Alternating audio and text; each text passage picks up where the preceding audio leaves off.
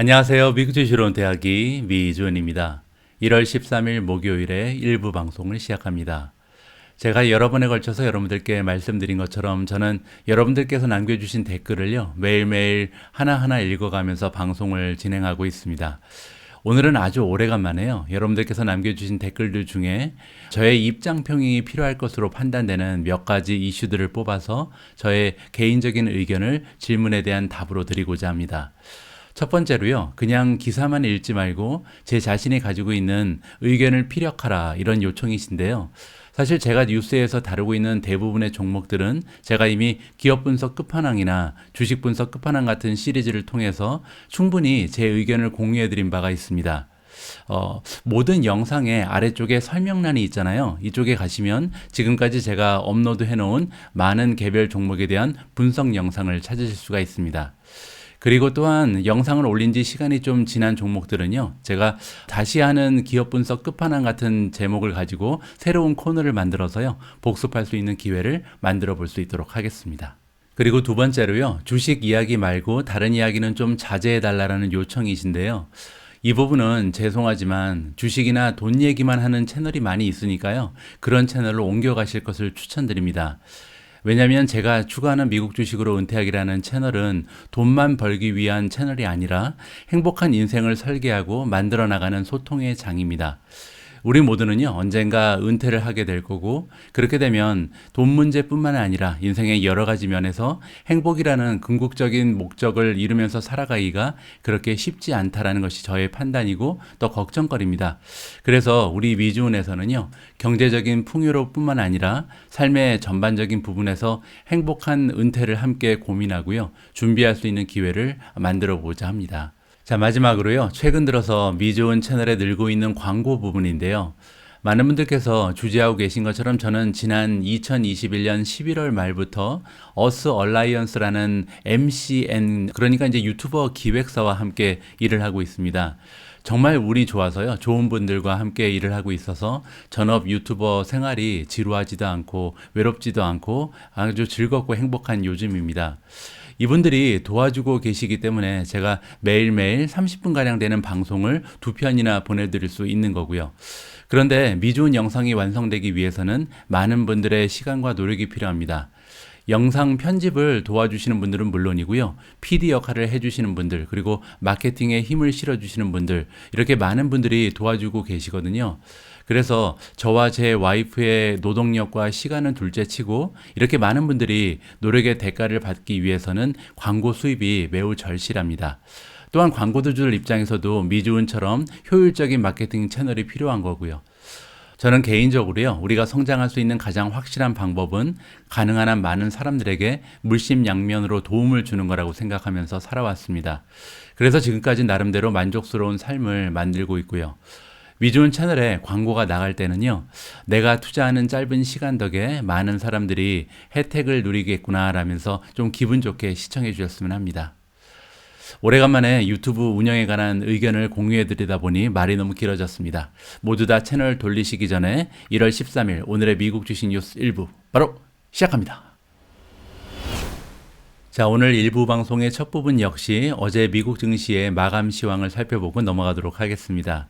자, 보시는 것처럼 다우존즈가 0.11% 정도 올라갔고요. S&P 500이 0.28%, 나스닥이 0.23% 올라가면서 전반적으로 플러스를 보이면서 그래도 기분 좋게 마감이 됐습니다.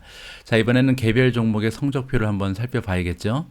자, 제가 관심을 가지고 있는 관심 리스트에 지금 가장 좋은 주가의 흐름을 보인 종목은 오픈도어입니다. 6.31% 정도 어제 시장에서 올라갔고요. 니오가 5.53% 굉장히 좋았죠. 프로테라가 4.72%, 테슬라가 3.93% 껑충 뛰어 올랐고요. 메르카도 리브레가 3.85, 리오토가 3.15% 올라갔습니다. TSMC가 2.37, 스노플레이크가 1.95, ASML이 1.78%, 그리고 오토바이 만드는 전기 오토바이 기업이죠. 니우가 1.69% 올라가면서 좋은 추세를 보여준 종목의 이름을 올렸습니다. 어제 시장의 하나의 특징이라고 보면 니오가 보이고요. 프로테라, 테슬라도 보이고 리오토, 전반적으로 전기차 관련 종목이 조금 힘을 내는 하루였다. 이렇게 정리가 가능할 것 같습니다. 어제 미국에서는요, CPI 지수가 발표가 됐습니다. 아무래도 이 소식부터 전해드려야 할 것 같은데요. 기사의 제목을 보시면 눈치챌 수 있는 것처럼 굉장히 높은 숫자가 나왔습니다. 인플레이션이 7%에 이르렀다라고 나오고요. 이렇게 7%나 물가 상승이 올라오고 있는 것은 1982년 이후에 처음이다. 굉장한 지금 추세를 보이고 있는데요. 자, CPI의 약자죠. 컨슈머 프라이스 인덱스, 소비자 물가 지수라고 우리가 부르는 거죠. 지금 보통 이제 CPI를 가지고 우리가 인플레이션을 측정을 하잖아요. 그런데 12월 달에 작년 대비해서 물가가 무려 7%나 올라갔다라고 지금 발표가 됐고요. 아까 말씀드린 것처럼 1982년 이후에 한 40년 만에 최고의 인플레이션이 발생하고 있다라고 우리가 판단을 하면 좋을 것 같습니다. 자, 그리고요. 그렇지만 이 수치가 다행인 점은 뭐냐면 경제학자들이 내놓은 예측치가 있었거든요. 이 예측치랑 일치를 한다. 따라서 뭐 시장에서 놀랄 만한 수치는 아니었다. 이렇게 우리가 정리를 해볼 수가 있겠죠. 만약에 7%보다 더 높게 나왔다면 증시에 조금 영향이 있었겠지만 다행스러운 점은 전망치랑 맞아 떨어졌다는 거죠. 자, 그리고 그 밑에 보시면 푸드랑 에너지를 제외한, 그러니까 CPI 중에서 우리가 코 CPI라고 부르는 것이 있거든요. 왜냐하면 이 식료품 가격이라든지 에너지 가격은 변동성이 너무 크기 때문에 이걸 제외하고 다시 한번 재보는 경향이 있습니다. 자, 이렇게 되면 5.5% 정도가 나오는데요. 이 수치도 뭐 7%보다는 나은 수치지만 그래도 이제 1991년 2월 이후에 가장 높은 물가 상승률이다. 따라서 연준 입장에서는요, 조금 갈 길이 멀게 느껴지죠. 그래서 굉장히 좀 빠른 추세로 그들이 시행하고자 하는 정책을 좀 가속화시킬 가능성이 있다라고 우리가 생각할 수가 있을 것 같습니다. 아울러서요, 숫자 하나를 더 보여드리고 싶은데 이번에 소개해드릴 숫자는요, Average Hourly Wage입니다. 임금이죠. 그래서 임금 상승률이 지금 4.7%라고 보고가 되고 있거든요. 얼핏 보면 4.7%면 임금 상승률이 괜찮구나라고 우리가 평가를 할 수가 있는데, 사실 앞에서 보신 것처럼 인플레이션이 7%이기 때문에 7-4.7, 즉 한 2.3%, 2.4% 정도는 오히려 임금이 삭감된 효과가 있을 수 있습니다. 왜냐하면 내가 가지고 있는 현금의 가치가 7%나 줄었기 때문이죠. 따라서 이러한 현상이 계속해서 지속된다면 아무래도 소비자들의 구매력은 떨어질 수밖에 없다. 이러한 점을 우리가 좀 고려를 해야 될 것 같고요. 한 가지 더 우리가 좀 생각해 볼 수 있는 부분은 뭐냐면, 인플레이션이 이렇게 높은데 사실 아직까지 채권의 금리는 1.7% 정도밖에 되지 않잖아요. 제가 이번에 영국에 와서 주위에 이제 친구들한테 물어보니까 모기지의 이율이 다 2% 이하로 형성이 돼 있더라고요. 따라서 우리가 만약에 모기지를 이용해서 집을 산다면 그 이자를 2%도 내지 않는 상황입니다. 자, 그런데 이렇게 만약에 웨이지도 올라가고 그리고 전반적으로 이제 물가가 7%, 6% 이렇게 막 올라가게 되면 집값도 올라가고 또 우리가 가지고 있는 여러 가지 자산의 가격이 올라갈 수밖에 없는 거거든요. 따라서 빌려서 투자를 하는 것이 굉장히 남는 장사가 되는 거죠. 이러한 상황에서는 사실 물가 상승도 물론이고 자산 가격, 즉 주식의 가격이라든지 아니면 부동산의 가격이 상승되는 것은 어떻게 보면 당연한 이치다라고 우리가 판단을 해도 좋을 것 같습니다. 자, 이번에 읽어볼 기사에는요, 두 가지의 전기차 기업이 등장을 합니다. 최근 들어서 굉장히 핫한 종목이었다가 주가가 조금 주춤하는 추세에 있는 루시드 그리고 이제 리비안이 등장을 하는데, 이 두 기업에 대한 밸류에이션을 우리가 한번 공부해 볼 수 있는 기회를 마련했습니다. 자, 하이플라잉 마켓 캡이다. 그래서 굉장히 좀 시가총액이 많이 올라가 있는 종목들이죠. 루시드 같은 경우는 지금 74빌리언까지 올라가 있고요. 그리고 리비안은 75빌리언, 굉장한 지금 숫자가 나오고 있는데, 왜냐면 두 기업 모두 아직까지 이렇다 할 매출이 발생하지 않는 이러한 기업들이기 때문에 이러한 시가총액이 굉장히 크게 느껴진다. 이렇게 우리가 생각해 볼 수가 있겠죠. 하지만 이제 여기서 얘기하는 것은 뭐냐면요, 이렇게 높은 시가총액이 말이 될 수도 있다라고 얘기합니다. 우리가 조금만 자세하게 밸류에이션을 체크해 보면 그렇다는 거죠. 자, 이러한 내용을 발표한 것은 새로운 그 리서치 레포트가 발표가 됐는데, 누가 만들었냐면요, 런던에 위치하고 있는 레드번이라는 투자 기관에서 이번에 발표한 리서치 내용이라고 합니다. 자, 애널리스트의 이름은 찰스 코디콧이고요. 이 전문가에 따르면 페어 밸류를 한번 계산을 해봤다고 합니다. 따라서 이제 정당한 기업의 가치를 계산한 거죠. 보통 이제 페어 밸류를 계산하는 방법은요, 디스카운티드 캐시플로우 어널리시스를 많이 씁니다. 따라서 미래에 만들어낼 캐시플로우에 비해서 디스카운트를 얼마 정도 하면은 지금 페어 밸류가 나온다. 이러한 식으로 이제 만들어 보는 주가인데요. 그렇게 해보니까 루시드 같은 경우는 39달러가 나오고요. 그 다음에 리비안 같은 경우는 141달러가 나옵니다. 자, 그런데 여기 여기서 루시드 같은 경우는 현재 주가가 44.84거든요. 따라서 조금은 더 주가가 떨어질 가능성이 있는 거죠. 현재 페어 밸류에 비해서 주가가 더 높은 것이 루시드고요. 반면에 리비안 같은 경우는 현재 주가가 85.4밖에 되지 않습니다. 따라서 배 정도로 올라갈 가능성이 있는 거죠. 페어 밸류가 오히려 굉장히 높게 형성이 돼 있다. 이 얘기는 굉장히 좀 저평가되어 있는 주식이 리비안이라는 의견을 지금 던져주고 있는 겁니다. 자, 이 전문가에 따르면 또한 뭐라고 얘기하고 있냐면 밸류에이션은 그냥 우리가 이 수치, 시가총액만 보면 굉장히 좀 크레이지하다. 미친 주가다. 이렇게 우리가 생각해 볼 수가 있다는 거죠. 그런데 우리가 이 넘버를 크런치하면 그 얘기는 이제 분석을 해보면요. 높은 타겟을 만들어낼 수가 있다는 거죠. 자, 어떠한 논리인지 한번 설명을 해드릴게요. 자, 이들이 이제 분석을 할 때 어떤 식으로 하냐면 루시드 같은 경우는 2030년 굉장히 좀 오래 보는 거죠. 2030년 정도가 되면 60만 대 정도의 차를 판매할 수 있을 것으로 예상을 하는 겁니다. 그렇게 되면 매출이 한 34빌리언 정도가 나올 수 있다는 거고 에비타 마진은 18.1%를 예상을 한다는 거죠. 자, 리비안도 비슷한 식으로 이제 2030년이 되면 한 150만 대 정도를 판매할 수 있을 것이다. 그렇게 되면 78빌리언이라는 레비뉴 매출의 숫자가 나오게 되고요. 에비타 같은 경우는 이제 마진이 17.5% 정도를 예상을 하는 거죠. 이 수치는 지금 사실 테슬라가 21.5%를 이미 만들어내고 있기 때문에 10년이 지나도 테슬라만큼의 에비타 마진은 되지 못할 것이다라는 가정이 들어가 있습니다. 그리고 이미 테슬라 같은 경우는 이제 100만 대 가까이 판매를 하고 있잖아요. 따라서 지금 테슬라랑 이제 비교를 했을 때 10년 후에 테슬라를 따라잡을 수 있다라고 지금 보는 거죠. 자, 그렇게 되면요. 루시드 그리고 리비안이 EV/세일즈가 나오는데 매출에 비해서 1년 동안 만드는 매출에 비해서 시가총액과 굉장히 비슷한 개념인 엔터프라이즈 밸류가 있는데 멀티플이 1.5배밖에 되지 않는다. 그리고 에비타에 비해서는 멀티플이 한 10배 정도가 된다는 거죠. 그렇게 되면요. 아무래도 2030년까지 주가가 여기보다는 한 3배, 4배 정도 올라갈 수 있지 않을까 우리가 기대를 해볼 수가 있대요. 10배까지도 올라갈 가능성도 있는 거죠. 예를 들어서 이제 PS 레이쇼가 10배, 20배 되는 종목도 많이 있잖아요. 따라서 지금 현재 이러한 계산을 했을 때 2030년이 되면 이들이 만들어낼 매출과 비교를 해보니까 현재 주가에서도 많은 상승을 우리가 기대해 볼 수가 있구나. 이렇게 우리가 살펴볼 수가 있는 거죠. 자, 루시드 그리고 리비안 같은 경우는 레드번이 보기에는 투자 기관에서 보기에는 아마 지워지지 않는 마크를 남길 것이다. 굉장히 커다란 이정표를 세울 수 있는 오토모티브의 하나의 주자가 될 수 있다라고 지금 보는 거죠. 따라서 굉장히 좀 앞날이 창창한 기업들이다라고 칭찬을 해주고 있습니다. 자, 리비안 같은 경우는요, 바이 레이팅을 받고 있죠. 그 이유는 뭐냐면 지금 141이라는 프라이스 타겟이 나오는데 현재 주가에서 거의 더블이 가능하잖아요.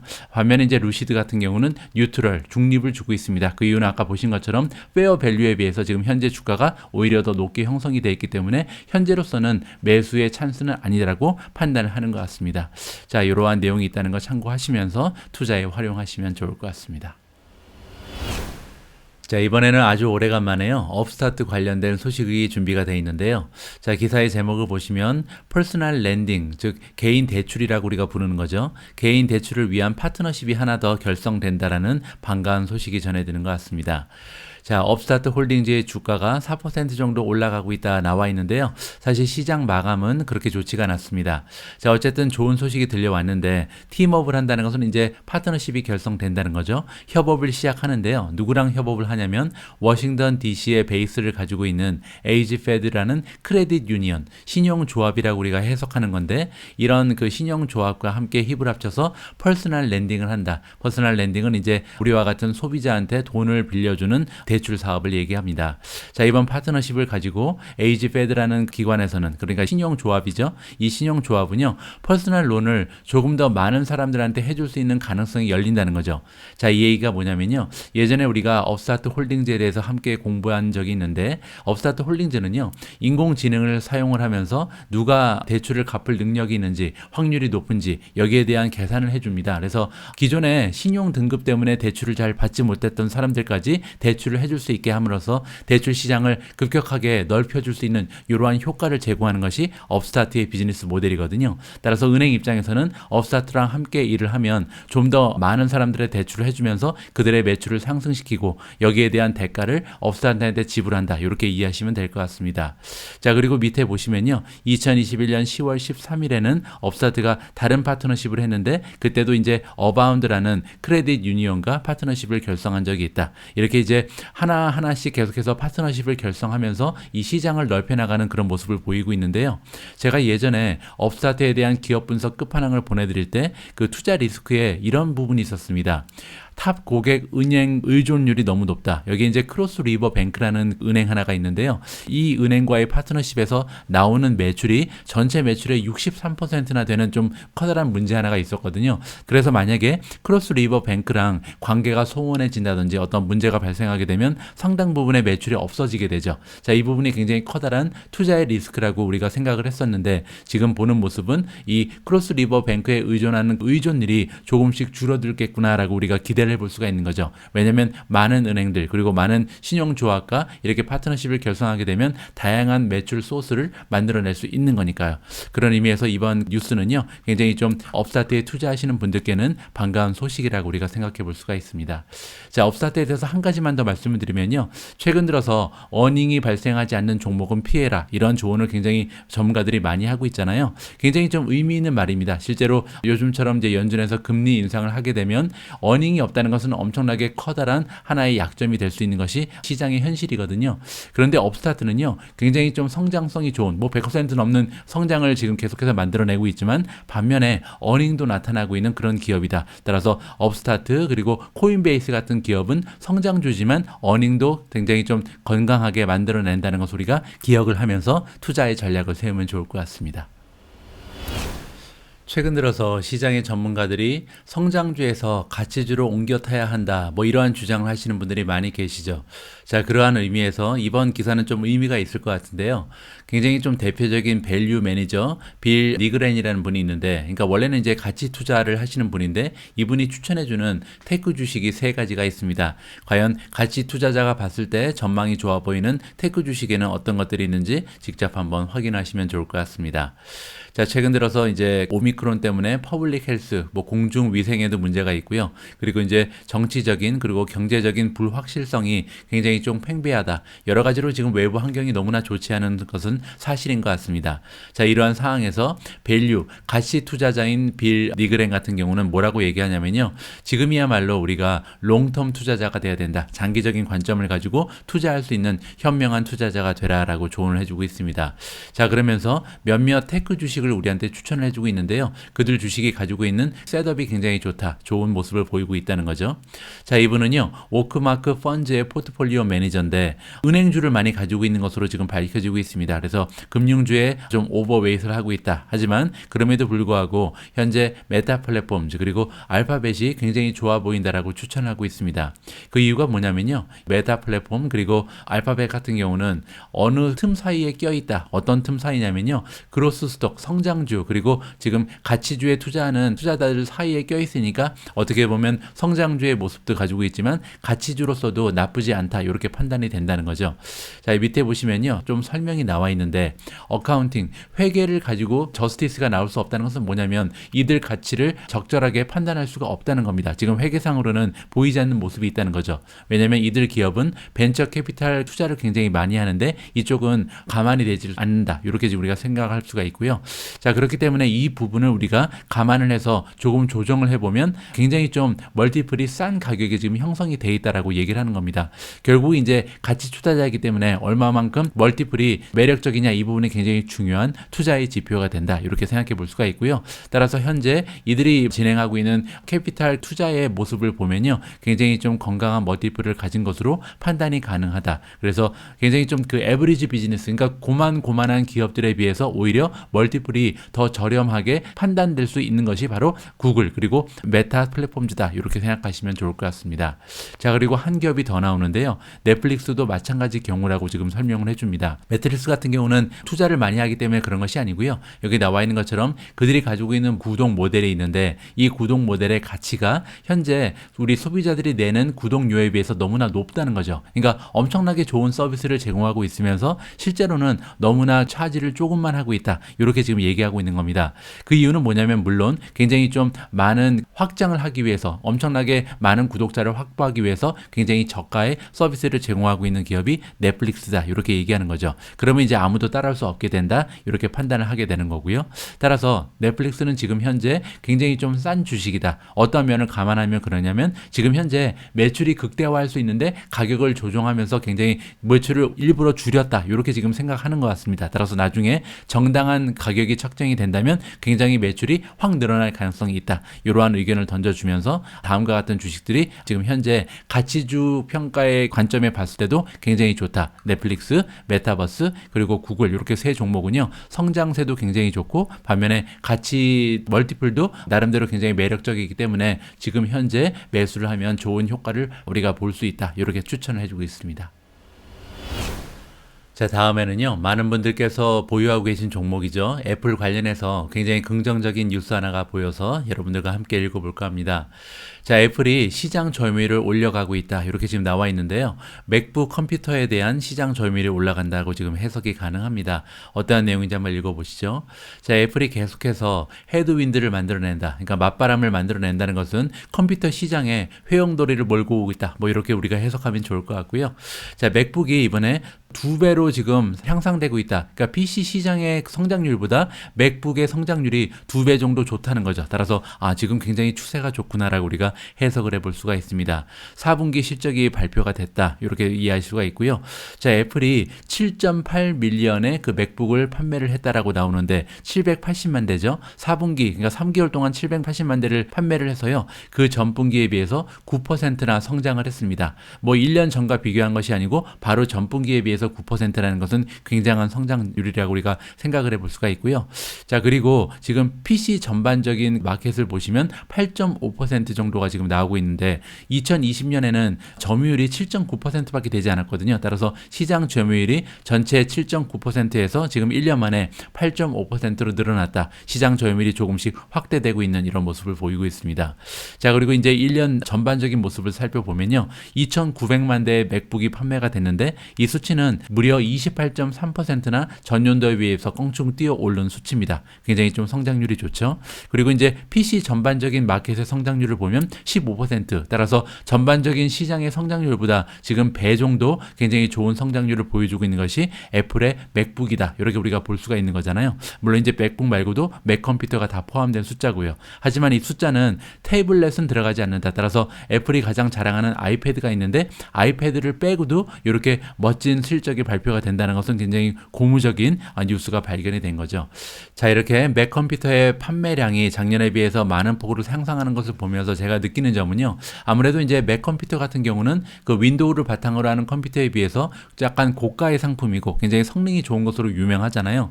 그러니까 어떻게 보면 지금 현재 재택근무라든지 아니면 원격 근무가 가속화되고 굉장히 좀 PC를 비롯한 전자기기에 대한 사람들의 수요 그리고 욕심이 좀 올라가고 있는 것이 아닌가.